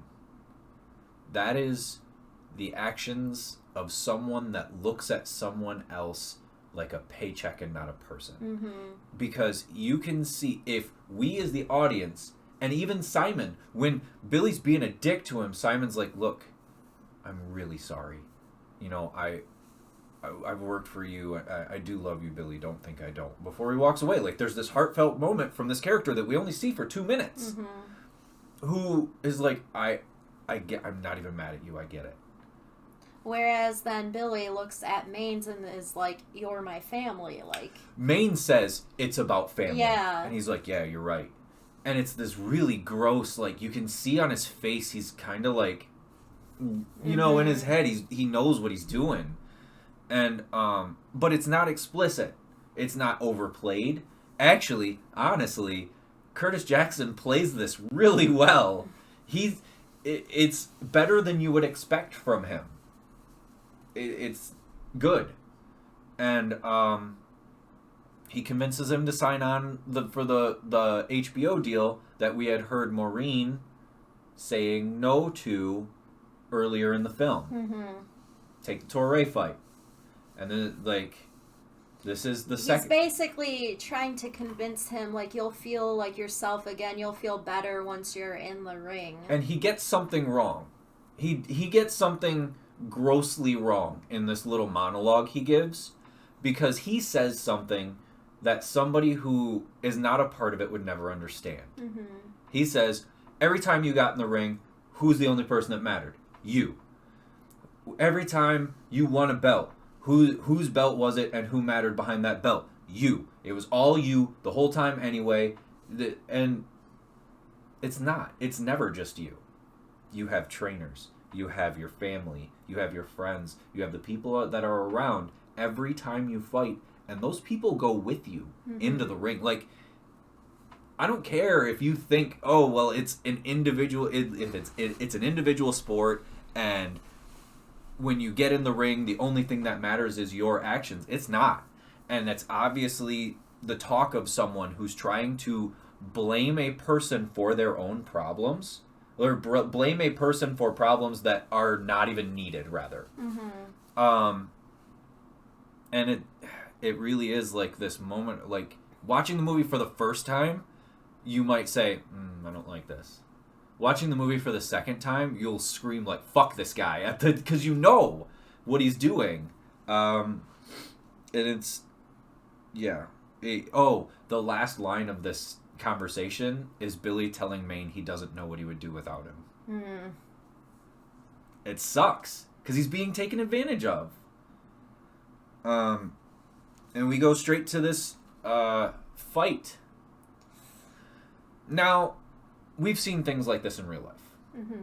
Champions. Great champions. This happens to real life people on a regular basis. And we've seen where you and I have watched fights where we're begging for it to stop. Make it stop. Like, you're like yelling for the referee to end it. And it's a phenomenon that fighters and people who know about fights call the yips. where a great champion or a fighter who should be better goes into the cage or the ring or what have you, and mentally the lights just turn off and they're not in there. They're just taking hits and they're not doing anything back. They're just kind of standing there. We've seen this in the grossest possible fashion in the past couple years with former UFC lightweight champion Tyron Woodley. Oh, yeah. We've seen this with former bantamweight champion Cody Garbrandt. Not as much recently. I think he won his last fight or the fight before, but he's had a couple fights where, especially like the Rob Font fight, where you're just like, what are you doing? Yeah, like Tyrone Woodley is now resorting to fighting Jake Paul. And he still has the yips in fake boxing fight. Like, you can tell that he's still not there. This is a real thing that happens. So we watch Billy Hope standing there. We only see 2 rounds of the fight, and if you listen to the announcers, it sounds like we're coming in at the end of the 8th. So there's 12 rounds in a boxing match, 3 minutes. And we're coming in at the end of the 8th, and he's got an eye that's completely closed. His both of his cheeks are completely swollen and open and bleeding. He's bleeding out of the bottom of his mouthpiece, which is not good. Most of the time, if you're bleeding out of the top of your mouthpiece, that's not a big deal. If you're bleeding out of the bottom of your mouthpiece, you're now going to be inhaling blood that's going around the side. And we see his lip it's huge. He's taking a lot of shots to the head because he's slurring his words again. And once the second round that we see, which would be the beginning of the 9th, starts, he's literally, we see his trainer, whose name is Ellie. He's holding the towel in his hand at the end of the round that we start on. So it's almost over for him anyway. Once we're in the corner, he says, whatever you do, just don't stop the fight. Just don't stop it. You might wonder why he wouldn't want it to end. Like, what would be your interpretation of that? Of him not wanting that fight to end, even though that's still happening, like what we see. Well, I mean, like it's been mentioned before, that's what seems to, like, drive him to keep going, is just getting hit like that. And then there's that really, like, disgusting moment where he's sitting down and he looks out and you see Maines sitting with Escobar, and then Maines is like, he keeps looking out for Maureen, and Escobar's like, he's losing his mind. We see that through his point of view. Yeah. We see him look at Maureen's seat, and we just above Maureen's seat is Maine and Escobar, and it's gross. Yeah. And I think that really crushes him because he's pretty much just like in self-destruct mode now, and this section of the movie is really frustrating to watch because it is like you wish you could reach into the screen and like shake the character, like, get it together, like, think of your daughter, like that kind of thing. But he's had these enablers around him for so long, and he's reached this height of fame where he feels like invincible and that he can get away with anything. And the trainer tells him, look, if you keep taking hits like that, I'm going to end the fight. And he just keeps sending, don't end it. Don't end it. When he stands up, and again, this is Jake Gyllenhaal giving a masterclass, his face is blank. There's no, like earlier, the first shot of Billy we see in the ring is this passion. I love this. You know, he's screaming at and he's jumping around, he's putting his arms up, he's like he's having fun, even though he's getting hit and it's a dumb way to fight. It's what's fun for him. It's the point of doing it. We see him get up here, there's no passion, there's no drive, his eyes are blank, and he gets in front of this other fighter, Torre, who earlier in the movie we hear Maine and Billy talking about Torre like he would just be another walkover. Like, if Billy from the beginning of the movie was fighting Torre, it wouldn't have looked like he'd have beat him. Mm-hmm. But he gets out there and he doesn't even like have his arms are down.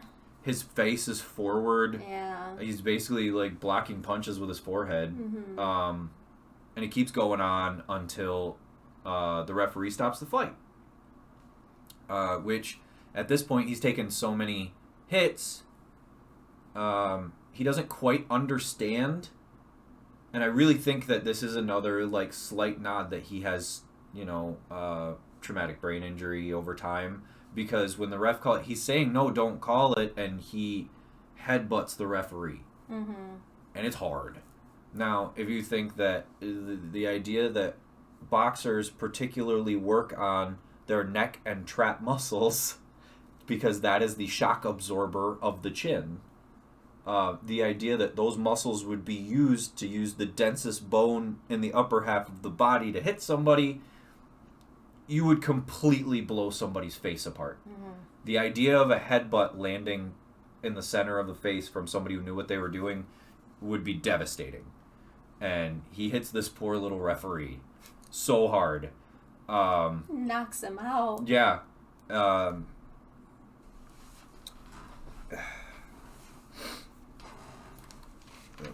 So yeah, then at this point the announcers are pretty much saying like that's it, like that's his career, yes. Pretty much. So, and I actually wrote that down because Joe Tessitore, and there's this old boxing term, and I say old, I mean as old as me, that Tessitore says it's in the Bible, because he has been the prolific boxing announcer since Cosell retired.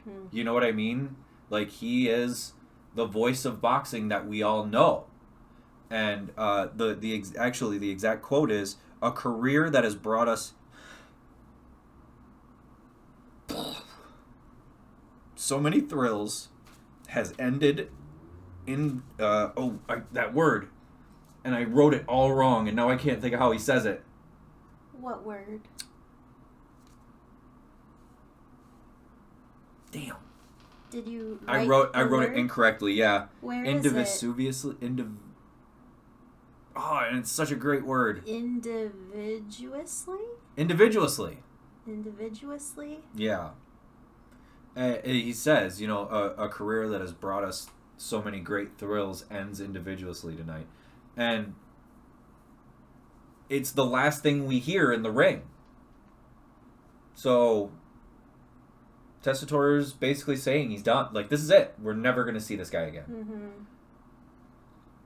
And it's such a hard thing to think that probably 6 months before we were seeing this, he was the best. Everybody wanted to be around him. Everybody loved hey, Billy, Billy. Had reporters chasing him everywhere. Now there's, and now, he's done. Like, the turn of phrase, you're only as good as your last fight, should have been, like, thrown out years ago, because we see fighters coming back in their 30s and 40s, now almost 50s, to win championships. I mean, as recently as, last year, Glover Teixeira, at 49, 50 years old, won the lightweight champion, or the light heavyweight championship. So, but for a long time, the thought process was you're only as good as your last fight. So either you're the best or your career's over. Mm-hmm. And this is a example of that. Can you do the locker room, please? Okay, so then the very next scene, we're kind of rolling into the locker room, and all we can see at this point is like one of his feet, which he is showering with his socks on, because like in that opening scene, like Maureen would always try to help take his socks off for him because he wasn't able to do it. So he's sitting naked on the shower floor just with his socks on, and he's calling out for Ellie, his trainer, and of course no one is around, and there's nobody there. He's like, is anyone there? Isn't anyone here? And the locker room is just completely empty. We see his knees are Yeah. huge, and his hands are swollen, and he's got blood just falling And out of his mouth. it kind of pans out to like where his gym bag is, and we see like the towels with the blood, and Yeah. That's personally one of the hardest scenes for me to watch. Like, physically. Like, the cut of it. Because... And one of the reasons this movie should have gotten a lot more attention than it actually did is because of how realistic it is. That seems like an over-the-top thing. Not only has that exact same thing happened to me, but multiple people that I know. like where you were calling out for somebody, or Left in the locker room. Oh, yeah. left in the locker yeah. room? Why would you be left? Was this like if you lost a fight? Oh, yeah. Oh, geez. After I dropped the trainer that I had since I was a young boy, I lost a pretty disgusting, in a pretty disgusting way. And, I mean, yeah, I remember waking up in the locker room by myself. Waking up? Were you like in the shower, or you I were was just I was just on the table. Yeah. Oh my gosh. And when we get late, next week, we're going to get into some of the coolest realistic stuff about this movie. Some stuff that I get really excited about. I'm excited because this is also when Forrest Whitaker comes in, right? Oh, yes. Yeah. Next week is going to be like super, like me explaining realistic things that you're seeing and why it's happening. Yeah, this and last week's episode have been really hard hitting. These have been hard. But that's the point of the movie. Parts of the film to talk about. Right. We cut from the shower to Maine's office. We see that Billy still's kind of beat up. His left eye is like super red. It's infected, actually. Yeah. One of the things that I noticed, like the first time I ever watched this movie, I went, they made that eye, why did they make that eye infected? Because usually when, especially if you have like a broken orbital, the swelling on it is either going to be like a dark blue or yellow. If it's red, it's infected.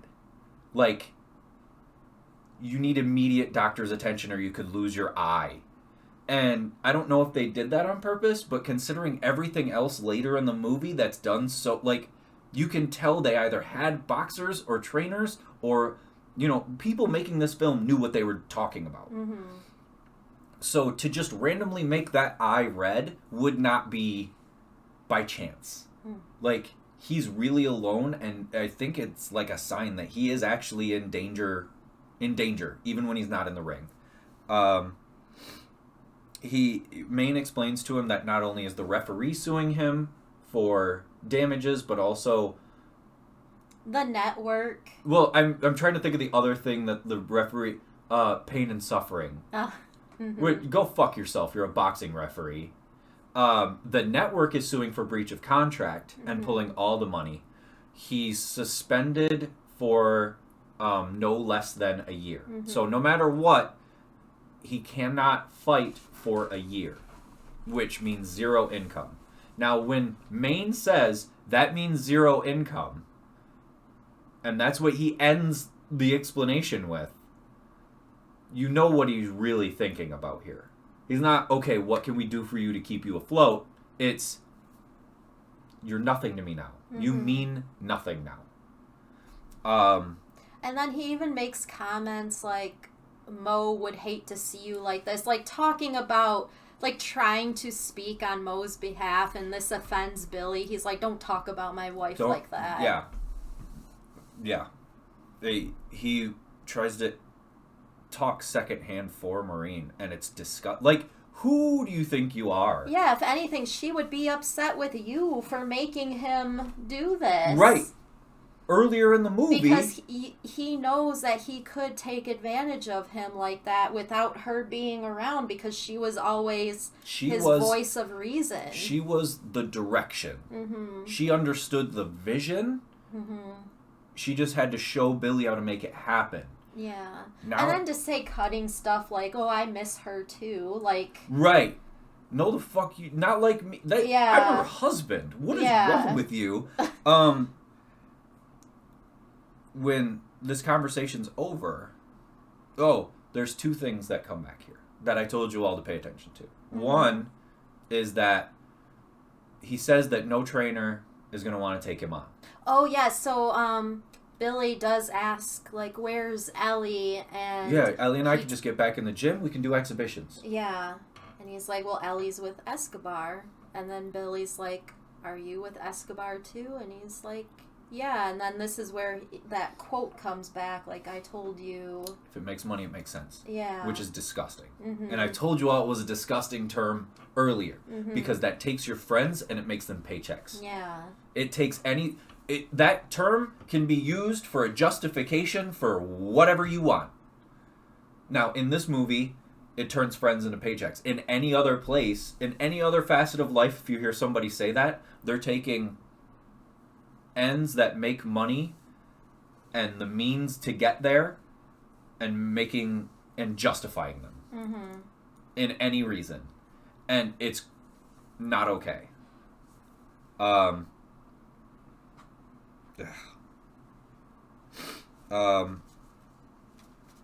was I? Sorry. Oh, so then basically their meeting ends and Billy's walking out, and then Maine's like has his security guards follow him out. Follow him, but it's actually kind of a funny line. If it's a little bit of funny. Follow him out. Make sure he doesn't break no shit. Mm-hmm. But this is where the second line I told you all to pay attention to comes back, because as he's walking out, he keeps saying "scattered like roaches," scattered, and he just keeps repeating it. And it's not like he just keeps saying "scattered like roaches," roaches. Because he's now realizing Mo was right the whole time. Like, things she said are coming back to him now, and it's making sense. But there's nothing he can do about it.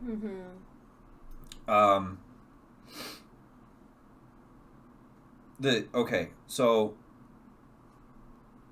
when we get out of there, he's driving home, and I really want to emphasize the score in this driving home. It is the most melancholic. Like, the score in and of itself really sells just this little drive amount we see him driving here, and this is where he actually does attempt suicide. He keeps having flashbacks of Maureen and like the moment that she died, and flashbacks of just previous conversations that they had. Yeah. And then Layla is texting him. She's like, Daddy, where are you? And he purposefully drives his car into a tree, and it doesn't work, so we are shown that he'd crawled into the house and passed out in like this main foyer area they have in the house, and Layla is the one that finds him. Because there's no one else around at this point either, because they can't pay the nanny. Which actually later on there's a throwaway line that for a little while she was working for free. But they can't pay her to be there, and she's the only one there, and she finds him on the ground. We cut from here to the hospital, and they're talking to it, and we just keep hearing, what did you take? What did you take? Which is actually a pretty normal thing. If, somebody has gotten into a car accident, they're under the influence, they have to find out is it just alcohol? Is it pills? Is it drugs? Because they can't give them any medicine until they know if it'll react in a certain way. And he keeps asking about Layla, which is where we find out that she's been put in family services. Because they're asking him, like, what did you take? And then there's someone that mentions you were found with a loaded weapon in your car while in custody of your daughter. Mm-hmm. So he has another moment here where he's trying to get up. There's probably 6 people holding him down, Mm-hmm. and he's trying to get up because hearing that his daughter's in family services is the exact opposite of everything he's ever been working for. Mm-hmm. All him and his wife ever wanted was to not have the life that they had growing up, because they had nothing, and they both were raised in an orphanage. Mm-hmm. And they actually have to sedate him, and as he's passing out from the sedation, we see Maureen. Yeah, like, he thinks he sees her, like, standing over him, like, her silhouette. He's pretty much, like, at rock bottom, but then you also have to take into account he hasn't been without Maureen since they were, like, 12 years old. Yeah. So he doesn't know how to function in this world without her. It's actually implied that she's older than him. So he was probably 10. Yeah. Or so. You know what I mean? Like, he's never had a part of his life where she was not directed, like, showing him the path. Yeah. So now he has no direction. Mm-hmm. Which is a conversation we have about athletes often. If you look at Mike Tyson in particular, we want to keep it in boxing. Mike Tyson had one of the greatest boxing coaches ever of all time, Customato. Like, Customato was a genius, and he was a gruff old Italian man. He was like 4 feet tall. He was tiny. But he understood, like, here's this kid who's been to jail. He was, you know, a little gangbanger on the streets. But look how talented he is. Cuss actually brought him to his house. He lived with Cuss. He was his dad, you know? And he turned him into what we all know as this legendary, this mythical figure who you just couldn't go 2 rounds with him. Mm-hmm. And he's the one that made that. He showed him, all right, if you do this and you do that. So how this tiny Italian guy got the respect of this monster and showed him the way, nobody will ever really know, but there was a love there so strong that when Cuss died is when we got to see, when all the antics started. There wasn't the, oh, I'm going to eat your children. There wasn't the accusations of sexual assault. There wasn't any of that before Cuss died. We see this with athletes often. There's this directorial force, and when that's gone, they go off the rails. So, John Jones had Mike Winklejohn for years and years and years. And then he screwed up a couple times, and Wink kept him around until he sent him off. And now he is the John Jones that we all know that just can't, hasn't fought in 3 years, and B, just can't get it together enough. Always something. It happens. We see that play out multiple times in life. And this is just showing that how that happens. How old is Layla supposed to be in this movie? 10.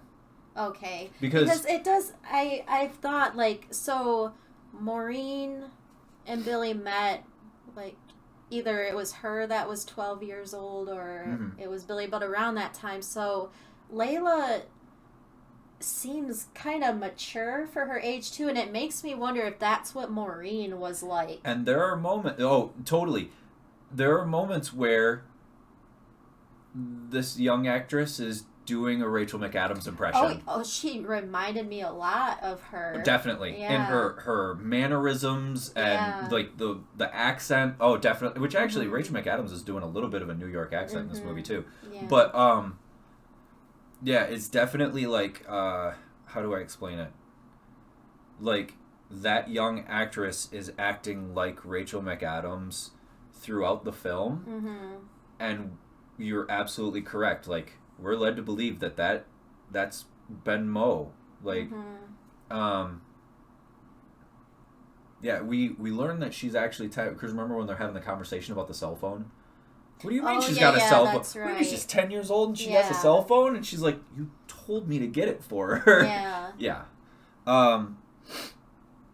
Where were we? The hospital. After this, we cut to the family services courtroom. It's gross. This whole part of the movie is gross. Watching this scene, this is going to sound off the wall. Watching this scene also triggered memories of the courtroom scenes from Mrs. Doubtfire. How tragic and how hard to watch. Oh yeah. As Mrs. Doubtfire was a beloved movie of our childhood, but those courtroom scenes were heartbreaking. Traumatic. As a kid, oh my gosh. But yeah, when we were rewatching this, I kept thinking of the Mrs. Doubtfire courtroom scenes. As soon as they both, because Billy's already in there, when Layla walks in, they go to give each other a hug, and the cops restrain him. Yeah, they're not even allowed to hug. Yeah. He's obviously already pretty agitated. The judge actually asks the right questions, and then still gives out a fucking the harshest punishment she can. The judge even goes, oh, so you grew up in the system, your wife grew up in the system, you have no family. Oh, okay, I'm gonna hit you with everything I have still. You know what I mean? Yeah. It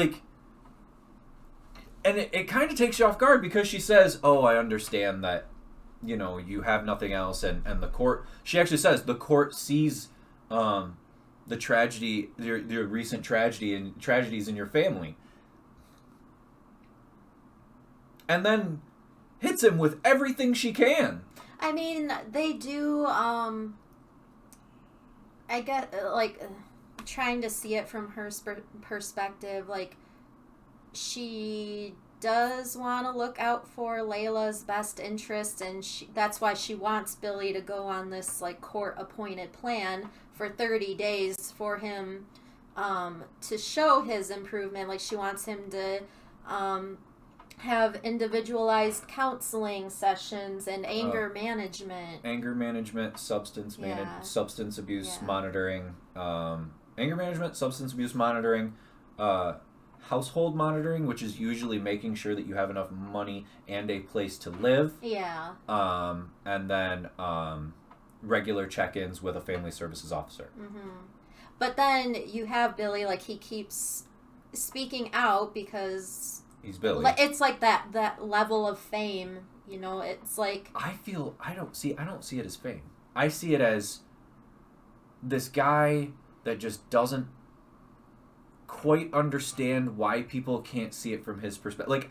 All these outbursts are kind of why can't you all just see what I'm feeling? Well, that makes sense too, but I think it is he still isn't used to hearing no, or you can't do this, that kind of thing. Yeah. Me watching this, I'm always if I'm in Billy's shoes, I'm saying, why can't anybody see what I'm feeling? I'm trying to do, I've never gone out of my way to do the wrong thing. I'm trying to do the right thing right now. Just let me do it. Don't get in my way. What he doesn't realize in the subjective is that he doesn't know how to do the right thing yet. He grew up on the streets, and his wife was the one showing him how to do the right thing, and he never understood that for himself. Which, saying that out loud now, and then seeing what happens later in the movie, the story and the direction of this film is much more than anybody gave it credit for, because that revelation of he doesn't know how to do the right thing himself, and then watching the movie from here on out is so cool to see. Yeah. So this is where we're going to start getting past the really heartbreaking stuff and start to see this exciting part of the journey. Billy, at the end of the courtroom scene, Billy just wants to hug his daughter. He gets held in contempt, and he actually, in his defense, he puts his hands up, and the cops are still fucking roughing him up. Mm-hmm. Like, he's like, no, I'm done, and the cops still slam him on the desk, and you're like, what the hell? He goes like this, and they... and then Layla is scared. She's crying. She's saying, I want to live with you, because she's overheard their conversations about them, like, growing up in the system. She knows. Yeah. She's shown as an intelligent young lady, and she's probably listened to her parents talk thousands of times about it.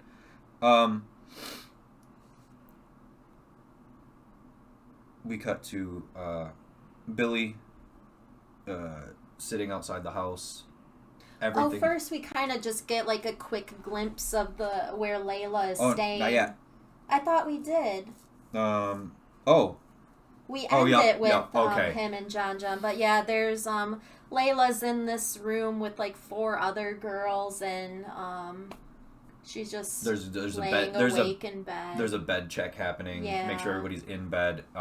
She's not sleeping, and she still has that little stuffed animal that or no, it's like a little ceramic bear. It was hanging on her bedroom door.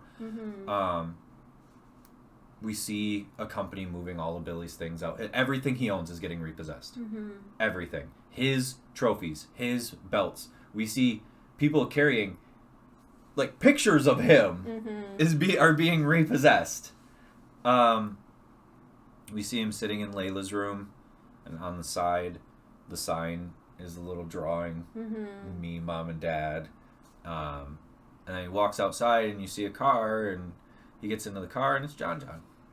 Well, first he's like, before he gets up, he's like, it's just a house. It's just a house. Yeah. Which, before that, he had previously told the accountant and Maine, no, this isn't just a house. This is where my daughter grew up. She lived her whole life here. But now he doesn't have her either. Yeah. So nothing really matters as a possession. Like, he's literally lost everything at this point. Everything. He has nothing. So John is giving him a ride. He's back. And this is the shining moment that I brought up earlier, that the person I've been telling you to watch out for the things he's done, that means he's the real friend this whole time. This is where it comes back, where you're like, oh yes, he is the only one who is his real friend. He gives him a ride, and they're in the car, and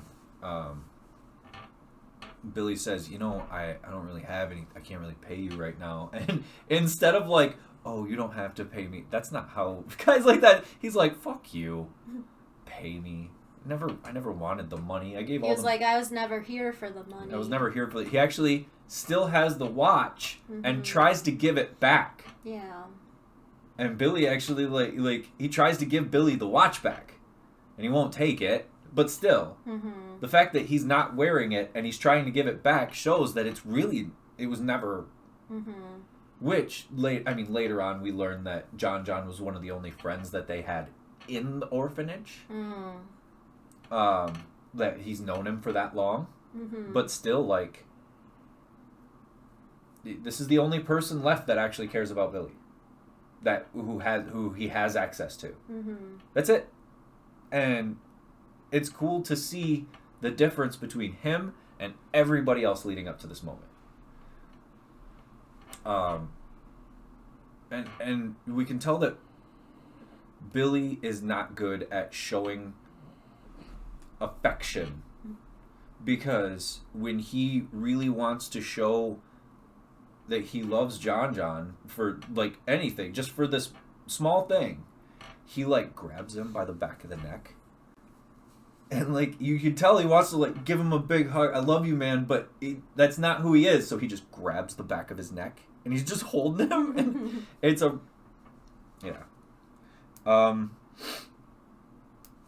it's so John is dropping him off at the new gym. Not even the new gym. It's a gym. He's never been in here before. This is so this is a whole new world, and this is where the movie. I'm telling you, if you don't watch every week, watch this week and next week because whole new world. He walks into Will's gym. Mm-hmm. He walks through the front door, and we see him go up this hallway that every boxing gym in big cities has this weird this weird staircase, and they're always really narrow, and they're always really steep. And we see him put his hood on so nobody really try to hide his face a little bit, and he opens the door. And that's where we're going to leave this because I like cliffhangers. From here on out, from that moment of him opening that door until the end of this movie is what makes it one of my favorite movies of all time. Mm-hmm. Ever. And this is where we'll be introduced to Forrest Whitaker's character. Amazing Forrest character. Whitaker makes anything that he's in better. Well, not only that, he's accurately portraying the type of person he is. Mm-hmm. The boxing training, the actual training we see from that door opening until the end of the movie is the most accurate I have ever seen in a film. Yeah. Hands down. Mm-hmm. Like, Rocky movies, they did some cool stuff. But it was all very theatrical. It was all very dramatic, over-the-top stuff. You had the cheesy 80s songs playing over the montage. Right. Well, not only that, but, nobody's going to run through the city and hurdle benches. In the first movie, he's, hurdling the benches. You know why you don't do that? Because you're not a show-up. You do your road work, run. Everybody should be running. Actually, in the Rocky movies, running on sand is actually something they tell you to do because it's low impact on your legs. Yeah. But hurdling benches is an asshole thing to do. Squatting horse yokes, it's dumb. You're going to hurt yourself. Don't do that. The only accurate training you see in Rocky movies is the Drago stuff, and that's all fueled by steroids. I'm trying to think of other boxing movies. Bleed for this? Some accurate boxing training, but the reason that movie is made is because that dude trained unrealistically throughout his life. What is Bleed for this? Who's the kid from Whiplash?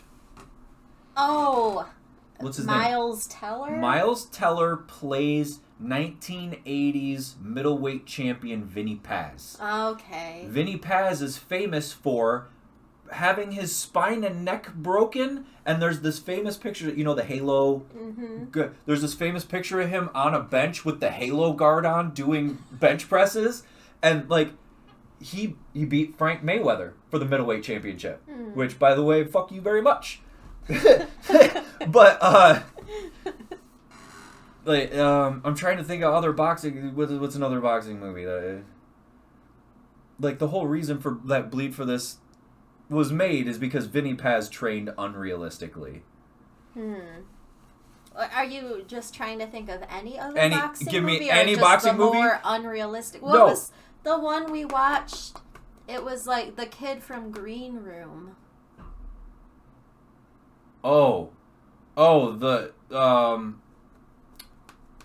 It wasn't boxing. It was per Muay se. Thai. Yeah. No, that was realistic, but that wasn't so much a training film. Oh, what the fuck was that movie? But something. It was based on a true story. Yeah, but the true story it was based on was that guy was an asshole in real life. Mm-hmm. But that wasn't so much a martial arts movie as it is a prison movie. Yeah. One of the craziest things I'd ever seen in a movie. Ugh. But the training in that is realistic to Muay Thai. Mm-hmm. But there's so little of it because it's not actually about the Muay Thai. Yeah. It's about the idea that this dude is a total asshole, and in real life you find out that he's even worse than in the movie. This is an A24 film. A Prayer Before Dawn. Okay. Yes. I watched it thinking, oh, cool, A24 made a movie about Muay Thai. JT.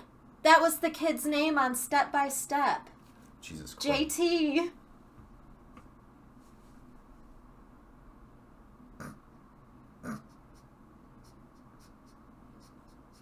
I'm sorry. No, I didn't actually think that was gonna...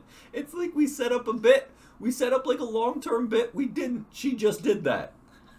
Like, I would be the one to set up a long-term bit. I'd say something in the beginning. It'll come back at the end. I didn't... She doesn't do these things on purpose. That's just my life. That's how my life works. She'll go days at a time. She'll go, I can't remember. And then 3 days later, she'll just yell out a name. I can't remember. And be like, oh, all right. Craig T. Nelson! And you're like, what? I could never forget Craig T. Nelson. I just tried to think of a random name. But yeah, there's specific... Oh, I got an itch. There's very specific things that come up in this film from now on that are going to be a lot of what I talk about, because when you see them in the film, one of the reasons I think people didn't like this as much is because the boxing training is so realistic that you can go, oh, well, that's not fun to watch. Mm-hmm. Like, what? Why would they put that in there? There's nothing about that says to me that he's getting to be a better fighter. But as a boxer, like, as a fighter, I watched this movie when it first came out and went, whoa! Like, it really struck me. Mm-hmm. Some of the things they were doing, and some of the... pun intended. I didn't get struck that often. Anyway. We're getting towards the end of the show. You can tell we're both just kind of floating out. Yeah, so from here on out, I'm going to have a lot of fun talking about actual boxing. Mm-hmm. The hard part of boxing is not the fight. It's the training to get there. Everybody wants to fight. Nobody wants to train. I don't want to fight and I don't want to train. No, you do want to train. I don't want to train. You were training great for a long time.